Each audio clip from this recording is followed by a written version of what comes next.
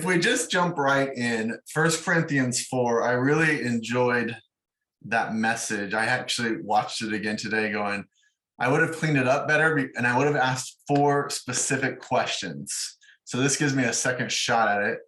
So let's start off with the first one. And the first one, I would have started with the one we actually did start with, which was, when has a negative experience turned into a positive one? Hey, Jim, I see you, say hello. So when does a negative experience, after in hindsight, when you go back, actually turn into a positive one? And Jim, Irene, anyone else that's online, you can answer that as well. I'd love to get your comments. But do you remember some of the ones online that we got when we did it live at church? Yeah, there was one that said a church where Johnny was working went under. It collapsed, and we've been a part of those. And he had to, he was living out of his van for a while, and then he had to move home, and he was just devastated because he said, how could this be happening, But that is when he, when his life started getting back together. I'm putting the pieces together. He met his wife, and now he has this whole, life, and he's got an amazing ministry and just has moved so many people closer to Christ. So, and I'm saying that, I'm projecting that onto his story, but yeah, that's an amazing story. I remember when you said that in the church service, I wanted to so badly make a joke about living in a van down by the river from Saturday Night Live, but I felt like that might not have been appropriate in the sermon. Probably not, no. So I held back, It would have been funny. but that's what came into my head when you said we were living in a van. That's pretty wild. So can you think of an example for you that has happened? Yes, I can think of quite a few, but they're really like personal, and so it's hard to just say it like, there, because a few of them are churches where the experience at the time really was painful, and still have some doubts on decision making. But we are live on Facebook, so I want to be careful. But in hindsight, just staying focused on God, and that's kind of where we ended the whole sermon. But by staying focused on God, where we ended up is better. And what I think this is my pride, and this is a pride issue, right? Where I get held back a bit is I don't want those places in the negative things they have done to feel like, oh, see, we were right in what we did for you. It's like, no, it was still bad and it was really painful. But by keeping my eyes focused on God, God still took care of me. Does that make sense? Yeah, I just think it's funny that you think any of those people are watching. Nobody cares, nor do they, out of sight, out of mind. Yeah, okay. But that's, I'm way more, I guess I would say pessimistic than you are. I'm way more cynical. You have so much faith in people and I just don't. Yeah. I think we balance though. Yeah. I mean, we're married. In case you're watching, you don't know, we're married. And so and I know most of Alisa's story, but what's the event in hindsight you're like, that was way better, but at the time I hated it? I'm thinking more in a practical sense as well. So for all everybody hates moving. Moving is hard. It's just like one of the most traumatic things. Everybody says it's the most difficult thing after death and divorce. And we've had to move several times, and our kids, we have to pull our kids away from, and then we have to make all these new friends and whatever. And you're always so positive about what God is doing. And that's a wonderful thing because it kind of keeps my eyes focused on what God is doing rather than, this is not the life I wanted for myself, or for our family. So I think mine is on a more practical level because, and this doesn't always happen, and it doesn't happen with everybody we know who is a Christ follower either, but I have seen God use negative experiences, negative interactions with people or the church or something that in our eyes is unfair, even though we all love God, or things that we don't see as being God's will at the time. And I still don't believe they were, a couple of them. I see God taking our lives and or our home or our situation and improving those and making them better, even though the situation may not be better, even though it's still hurtful, even though we still might be in a valley. I see the answers to prayer that we couldn't have had in the place before. Yeah. And in case you should be wondering, what was the connection to 1 Corinthians 4? So what Paul talks about there in verse 5 is he says, therefore, judge nothing before the appointed time. It was all about judging the current situation. You think something is a certain way, but God's doing something way beyond what you're even thinking. He says, wait until the Lord comes. He'll bring to light what is hidden in darkness and expose the motives of the heart. At the time, each will receive praise from God. And so that was where I kind of went down this rabbit hole. And there was a few other parts of that. Verse 6, he's talking about you're going to learn from this situation. You're going to understand more from the situation than what you're even talking about right now with putting one leader above another is ridiculous. And so that's where we went down the road of, we just don't know exactly what God's doing. So we need to be careful in having too much judgment of the current situation as both good or bad. Does that make sense? It does. And I think he is also saying or implying exactly what you said in your message, where he's saying God is so gigantic and we are so small, and we have to stay focused on Christ, because that is what this whole world is about. That is what our lives need to be about. Because when we start centering in on ourselves, like focusing on our self-centeredness and what matters to us and what's hurtful to us, and it's just completely against what God has for our lives. Not that we don't need self-care, not that we don't need to take care of our families and, focus on what's happening to us, but our center should always be on Christ, because otherwise those things we start praying for silly things and solutions to these silly little things, arguments, squabbles, church bickering, whatever, instead of focusing on the big picture, which is who God is and his return, and letting the whole world know the good news of the gospel of Christ. Yeah. So I think that moves us to the second area. There's 4 areas of the message that came on Sunday, and this is the one I think I would have spent more time on as I look at hindsight. And that's the Greek word hypertoss, which is basically the imagery of rowing a boat. And it's back in their time of rowing the boat, like the dudes that were at the bottom of the boat rowing that thing, and they have no window. They can't see where they're going. They're just rowing. And the guy up top is the guy that's telling them or leading them where they're going to go. And so it's such interesting imagery. It's servants of Christ is where he does that. He uses that word. So if we are servants of Christ, going along with everything we're just talking about, it's saying, all right, whatever I'm facing right now, I just need to be rowing the boat, showing people Christ, doing what Christ has put in front of me, go through the doors that he's put in front of me. And we have to be okay with, and this is so hard for us as humans, be okay with somebody else guiding the boat. What'd you think about that? And that's probably been a tougher situation.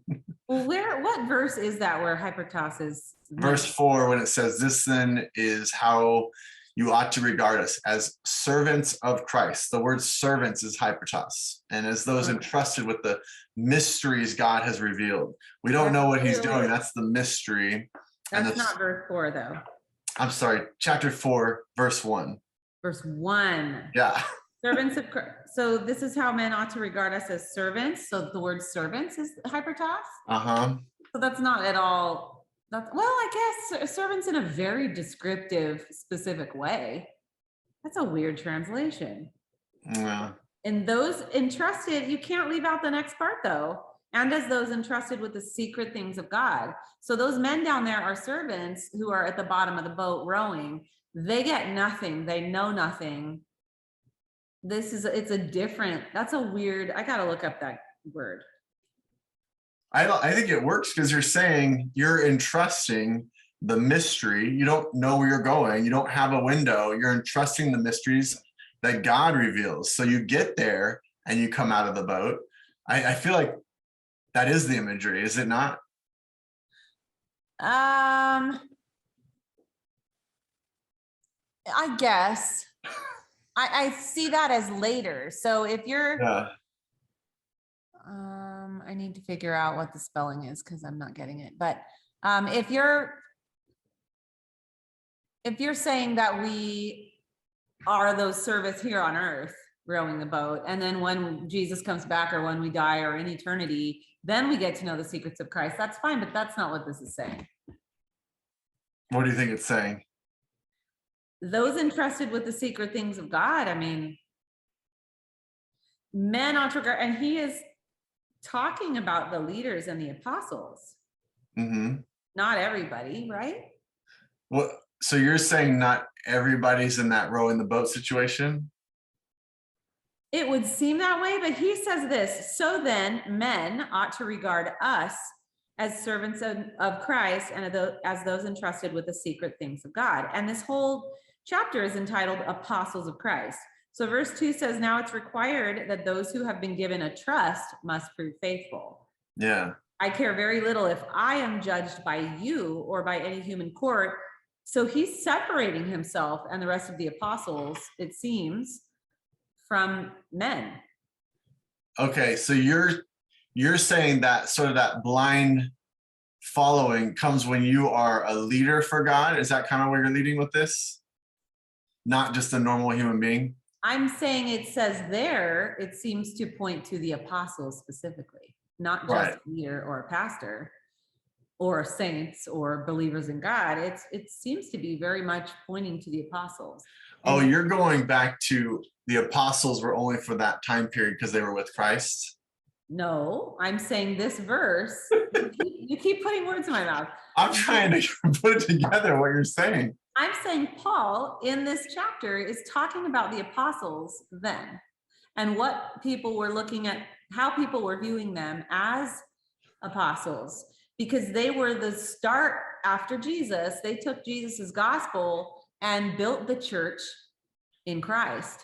And of course, we have taken it from them, but the apostles were those who, started the church with Christ, right? Isn't that the definition of an apostle? Yeah, there's two. It could also refer to saints in a different context, but that's the first version is, yeah, they were with Jesus. Okay. But that's why he says it. He's using the word hypertoss because he's saying you're regarding us in such a high realm, but when we are just rowing the boat of what God has called us to do, that's the imagery. So do you think that is for every leader then in the church from there on out? Yeah. And by the way, if you're watching this online, you can comment, just jump in here anytime if you want. We will read the comment and talk through it. Or if you have other questions. Or later too, because there's not going to be anyone, not very many people on here right now. Yeah, so it'll be on YouTube if you want to post a comment below. Back to your question, is it for everyone? I do think that because as I talk to so many people trying to figure out their current situation, I constantly want to say, man, it's a mystery of God. And if you're a follower of God, you just have to be faithful with what's in front of you right now and keep going. Okay. All right. Third subject that came up, and we only have 4. So if you're still with us, thank you. How do you know if you're in the valley before the miracle? And so I mentioned this very quickly through the sermon where I was talking about you don't know if you're in the valley before the mountain, and that valley is taking you through a hard, difficult part, challenging part, but you're about to go up this mountain and conquer something really big. And then the examples I used were Joseph went through slavery by his brothers and jail before he became this person who saved the lives of so many Jews because he was in the right place at the right time. But what he had to go through to get there was a valley before this victorious moment. David and Goliath, that valley was fighting Goliath. That's a difficult situation, but that moment allowed the whole world to be changed as the Philistines saw Goliath fall. Or I use the example of the church, the Jews/Christians in Jerusalem being chased and being killed so they spread and ran from Jerusalem, but that's running from Jerusalem led them to spreading the gospel all across the world. So all these bad things are what actually were the catalyst for the great victory ahead.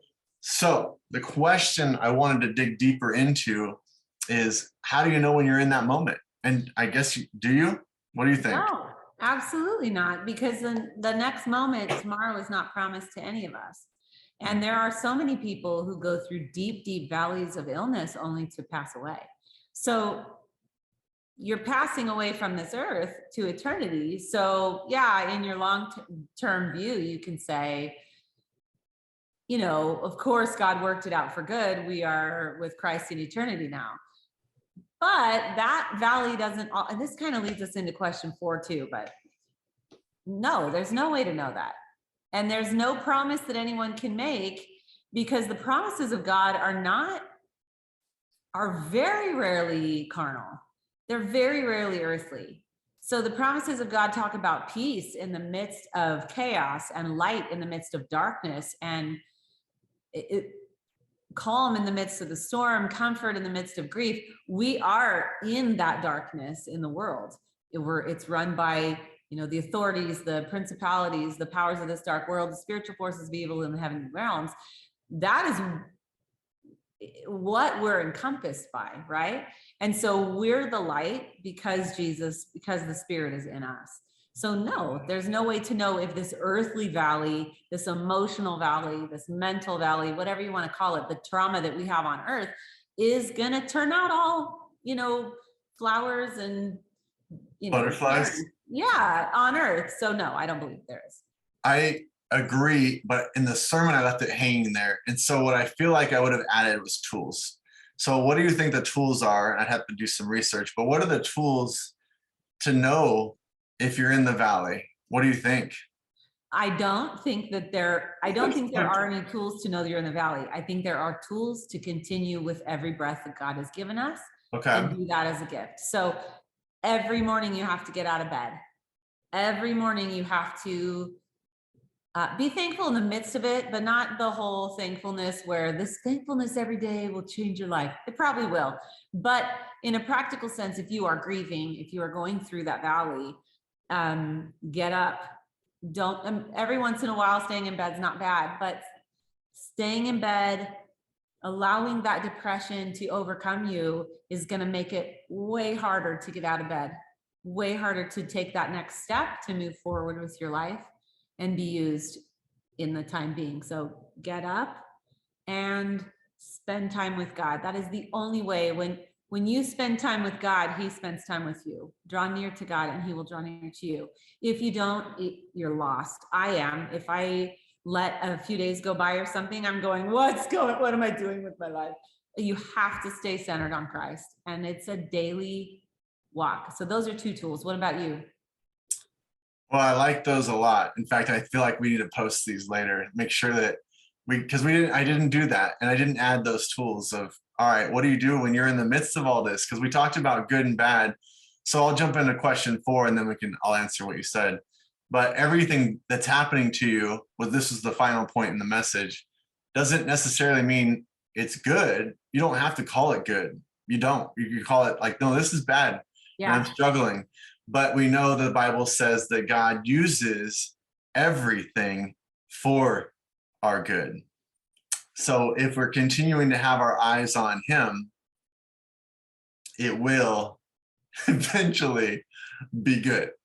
And that's hard, but even if we don't see it, it's not always our privilege or right to get to see that. Yeah, that's true. That's true. That's where faith comes in.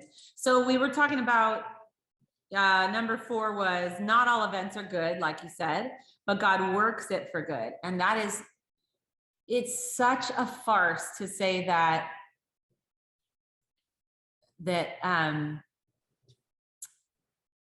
no, this is a blessing in disguise or whatever. Or like when somebody dies is such a perfect example, and how well-meaning people say really dumb things like, God needed another angel. God just needed him soon. No, that makes God look like a total jerk. Or what are the other ones people say when you're sick or someone dies? Like, well, this must be God's will, you know? Well, it could be. We don't know, but yeah, I get what you're saying. I mean, is it God? It's never God's will for his children to be ill. Would it be your will? I mean, not that we're not sovereign, but Right. But so here's what I think about that. Death, and I've had long talks about this with my friend Heidi. Death is not what was supposed to happen. We're not built for it. Yet we all face it. We face it in the lives of our friends and family members, right? But that is not God's will for us to die. That wasn't his ultimate will. But now we have to face it because of sin, because of darkness, because, I don't know, the universe and the way it is. There's no explaining it really. But that's not God's will. In fact, as Heidi has said before, we are so not built for death that we rage against it. Everything in us rages because that is not supposed to be how it is. We are supposed to live eternally with Christ, which we will, but just not here. And that's really hard for a human brain to wrap our mind around. So to say, oh, it's good, death is still not good, right? But God has taken the awfulness and the horror of death and given us peace in that, knowing that there is an eternity that's going to be way better than this. But that's, again, where faith comes in. Yeah, that's good. Okay, I'll answer the other question that you asked me, and I think it'll be a good place to close. The tools I would have added, it's the same tools I use a lot, are really the 4 ways that God speaks to us. Have those going in your life constantly. And so the first 2 you're going to know, prayer and Bible. So spending time in prayer, like you said, get up, you just got to keep getting up. And I would say, yeah, get up and continue to talk to God through prayer. And you don't have to do, a prayer closet, but just continue to have those moments of conversations with God, prayer with God. And the Bible part, that, again, not a big surprise that needs to be there, but it's God's living word. The word was God and, is God. The Bible, when you're speaking the verses, or you're literally talking to God and he's speaking. And so even if you're reading and not totally understanding, you're still talking with God. And then sometimes it jumps out at you and totally, it's exactly what you need to hear. The 2 that we sometimes forget about are people. They're both people-based. One is to have friends that lift you up and speak well of God, that you have to have that strong unit around you that you are communicating with. And so when you're going through the valley, you have real friends, you can share hurt and pain, and they don't blast you for it. That's where the Job story came into my sermon. I'm like, sometimes you have wise advice that's not wise. Everyone says it's wise and they think they're wise, or someone else tells you they're wise, but it's not always wise. And Job really is a story that tells us, be careful that you have the right people around you. And then the other 4th one's mentors. You want the right mentors, people that you can actually go to, who you trust and value, that actually do give you wise advice in hindsight. So interesting that I didn't add tools. I was just thinking about that with my sermon, going, I gave you the concept, didn't give you any application. So sorry about that, which is why I'm so glad we're doing these. We're going to try and do it every week, kind of a recap of the sermon and a few things we want to add to the sermon and pull out. So kind of mark, I don't think we're going to do it next week because Pastor Mike is speaking on Sunday, but whenever I speak, we'll do a Tuesday at noon kind of thing. And, let us know if you like this, put it in the comments, add what you want to add to it, and then just kind of put it on your calendar to look for us to go live on those Tuesdays at noon. Anything you got to add, Alisa? Yeah, that's it. Love your tools. It sounds great. We'll add them to the social media. Yeah, well, we'll get a little bit better at that. All right, everyone. Thanks for being here. I see that there's, we do have a point. We have something that came in. Woo! Jim says, trust what he will do, not think it must be good now. So we are hoping and trying to please him in the current situation. Totally. Yeah. Totally. Trust what he will do. Yeah. Yeah. And like I said, we're so small. We're so small in the grand scheme of things. And we all have a place. We're made by Christ or by God. But yeah, that doesn't mean every single thing has to be good for us. You know, what we see as good. Yeah. I want you, those of you watching and that see this later. So if you are, when you jump on next time, if you throw in comments constantly, we'll include it in the conversation. So just keep that in mind. But for now, have a great day. See you next time. Have a great day.